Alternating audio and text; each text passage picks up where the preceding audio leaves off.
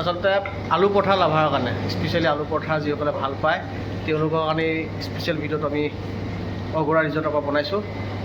চাই থাককচোন বাৰু কেনেকুৱা পায়। আলু পৰঠা প্ৰিপেৰেশ্যন চলি আছে। কি কৰা হৈছে দিয়া এইটো? আলুটো বৰ ধুনীয়াকৈ সানি লৈছোঁ।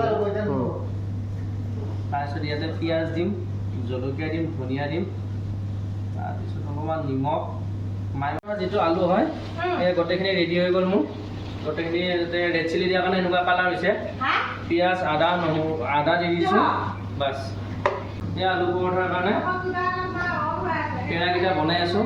কিছুমানে ময়দা দিয়ে, কিছুমানে আটা দিয়ে, মই ময়দা দি দিছোঁ। মছলাটো দিয়াৰ পিছত বেলনা ষ্টাৰ্ট ন? হয়, বেলাৰ পিছত তাৰপিছত টাৱাত দিয়া হ'ব। টাৱাত মানে ঘিউ দিব পাৰে, ৰিফাইনো দিব পাৰে, যি দিয়ে ন? বাটাৰো দিব পাৰে। এতিয়া বেলা ৰেডি হৈ গ'ল। এতিয়া টাৱাত দি দিছোঁ আলু পৰঠাটো।